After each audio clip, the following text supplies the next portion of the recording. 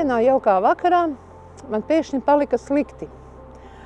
Man aizveda uz slimnīcu uz uzņemšanu, jo domāju, ka tas ir insults, bet izrādījās, ka ir galvā labdevīgais veidojums. Bija liels asinsspiediens, ļoti lieli galvas reiboņi, staigāju gar sienām turēdamās. Neiropatologs nozīmēja pie neiroķirurgu uz Rīgu. Vajadzēja veikt papildus magnētisko rezonanci izmeklējumu, un es pierakstījos pie doktora Aksika. Un jāsaka, viņam ļoti liels paldies doktoram Aksikam, viņš pateica godīgi un atklāti. Man galvā bija neironoma un meninģinoma, 2 labdevīgie veidojumi, ka šos veidojumus nevar izoperēt, ka vajag apstarot.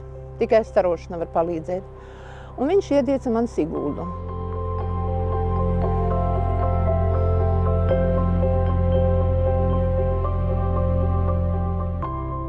Pazvanīju es uz Siguldu, aizsūtīju savus dokumentus, un mani uzaicināja ierasties Siguldā.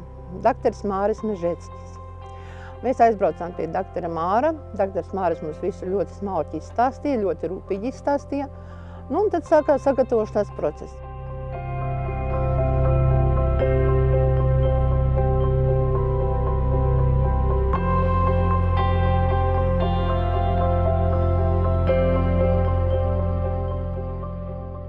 Pats sagatavošanās process vilkās kaut kur mēnesi, un 7 gadus atpakaļ man veica šo apstarošanu. Man veica ar vienu starošanu abu veidojumu apstarošanu. Man nebija speciāli pēc tam jābrauc un jāturpina ārstēšanās.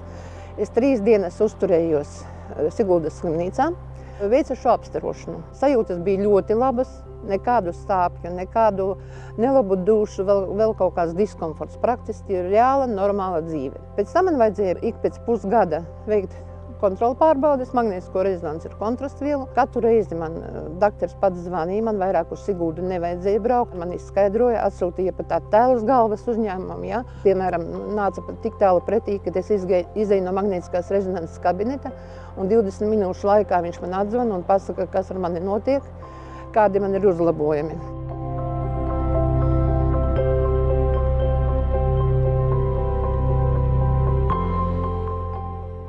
Burtiski gada laikā onkoloģija atklāja vīram. Pat cik man jau bija pieredze šajā jautājumā, es šīs analīzes aizsūtīju doktoram Mārim Mežeckim. Doktors man pazvanīja un pateica diagnozi uzreiz, un pateica, ko man darīt tālāk. Vīrs vēl dikti šaubījās, vai iet uz operāciju, vai tomēr piekrist apstarošanai Siguldā. Pierunāju, ka tomēr ir jāiet jāapstaro, ka tas ir vieglākais un vienkāršākais ceļš. Vīram praktiski veica šo apstarošanu 5 dienu laikā. Tā bija viena nedēļa, ko mēs izvēlējāmies paši, ka mēs katru rītu braucām paši uz Siguldu. Arī bez jebkādām blakus parādībām, blaknēm un visa pārējā.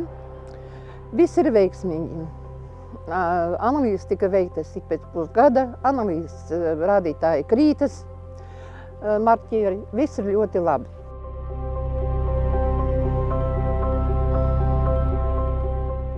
Es gribētu pateikt tiem cilvēkiem, kas, teiksim, pašā Facebookā, ja, atsaucas uz to, ka tas ir dārgi. Tas nav iespējams parastajam cilvēkam. Ja. Ziniet, es gribu teikt vienu lietu, par šiem gadiem ir bijuši varianti pārdomām, ja, un arī pārunām ģimenē, ja, jā, tas maksā. Bet, ziniet, katrā gadījumā man personīgi, ja, es šo naudu atguvu kaut kur pusotra gada laikā. Es visu laiku biju darba spējīga, un es turpināju strādāt. Un es arī šobrīd turpinu strādāt un kontaktējos ar cilvēkiem, un es uzskatu, ka tomēr es tieku galā, man nav nekādu problēmu ar manu galvu. Ja. Es nezinu, kā būtu bijis, ja man būtu taisīta operācija. Ja. Kas ir nauda salīdzinājumā ar to, ka cilvēks ir vesels? Viņš ir strādājis, viņš ir darījis. Ja. Ziniet, nauda nav nekas, jo veselība ir svarīgāka. Mīļie cilvēki, neprasiet, cik maksā. Tas ir dārgi, tas nav iespējams. Telefonā uzgriežiet Siguldas telefonu numuru, klīniku, un parunājiet ar speciālistiem. Aizsūtiet savus dokumentus. Jums pat nav jābrauc uz pirmo vizīti uzreiz un jātērē nauda. Kā teiksim, griežoties parastajā poliklinikā, slimnīcā, konsultācijas maksā 40, 80, 100 un vairāk eiro. Ja? Jūs uzklausīs, un ja jūs, teiksim, izmeklējuma atbildīs tam, ka Siguldā jums var palīdzēt, jūs uzaicinās uz pirmo vizīti, jums visu izskaidros, jums visu izstāstīs. Ja? Padomājiet par to un izlemiet, kas jums ir svarīgāk. Nauda, manta, veselība.